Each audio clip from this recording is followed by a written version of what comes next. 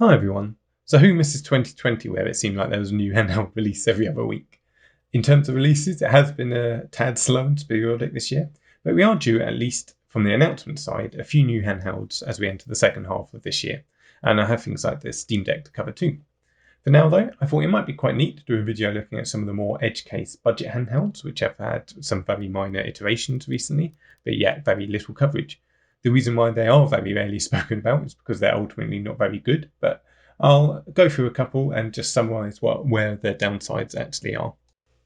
So first off, we've got the Powkiddy V2. The V2 is a vertical handheld with a 6-button layout that I've seen hovering around the $20 mark. On paper, it supports up to 10 systems, which caps out at GBA. It supports micro SD cards, has a 3.2-inch screen at a 320 by 240 resolution.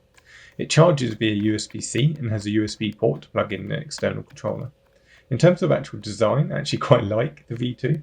It does have that kind of 90s toy feel to it. It's pretty rugged. In theory, it'd work well for arcade or fighters, and it's a pretty smart layout. I like the dedicated volume buttons, AV out, micro SD card support, and there's no silly spelling mistakes or obvious omissions like on some of the other budget handhelds.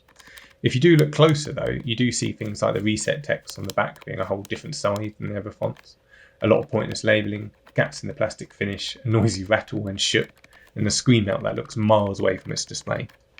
The controls, although fine on paper, are ridiculously stiff in practice. Everything feels loosely housed but stiff to press, so I'm always unsure if anything's actually being registered. Not to mention that it's a loud handheld to actually play, with pretty much any input making more noise than it should. This translates to very poor and inaccurate controls in games where the handheld should actually be perfect for, mainly fighters and arcade games. And this is one of the V2's biggest disappointments. The controls are so inaccurate that when playing fighters, it's a fluke if you're able to pull off a dash, let alone a combo successfully. It makes for a really horrible gameplay. I'm not joking when I say I'd crouch or jump when I wanted to move right or left, and when it's at that point of inaccuracy, it's just always going to be a frustrating experience. The display is the other big disappointment. It's super picky with its view angles, as you'll be able to see with all of my footage, and incredibly washed out even at its best angle. Games were at their worst looking when played on the V2. When you take that with the huge gap between the screen and its display, it's just an all-round subpar experience. The firmware is one of the passable things with the V2, with it essentially being the same firmware that is present on their micro arcade systems like the A12 and A13 and other handhelds like the X2. It's very basic but simple to use, with you be able to navigate the system folders and jump into a game pretty easily, and giving some very basic features like save states once you're actually in the game itself.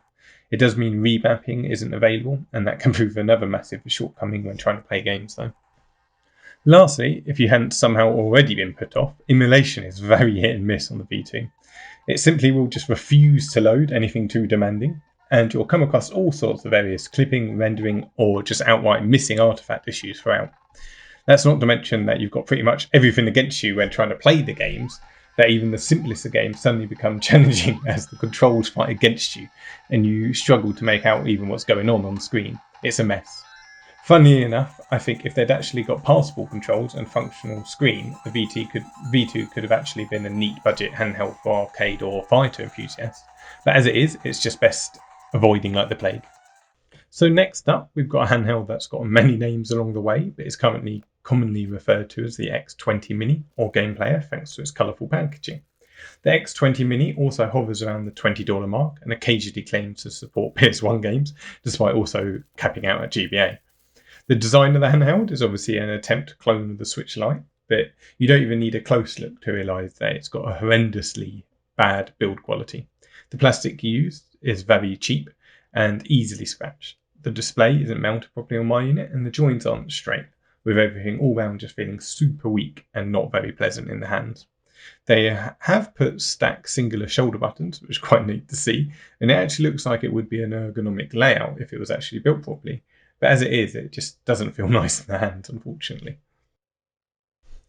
The joystick looks like a proper joystick from screenshots, but is actually an ill-performing slider, and the D-pad is hilariously bad designed. It's almost like it's far too big for the membrane underneath it, and is so insanely stiff that using it feels like it's actually going to crack the plastic around it.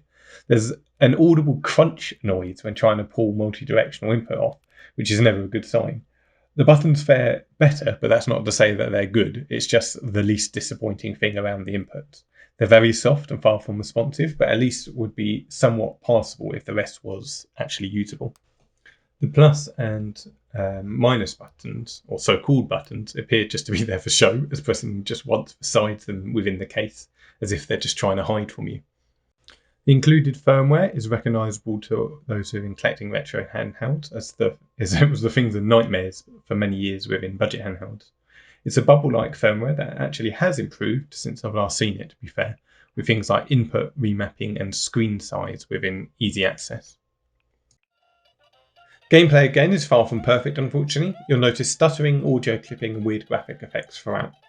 Though it is better than the V2, to be fair. The biggest issue is with the D-pad, as it just can't handle multi-directional input well at all, if only registering very occasionally. This pretty much just rules out whole genres, like fighters, and very much restricts the controls unnecessarily within the games that are left playable.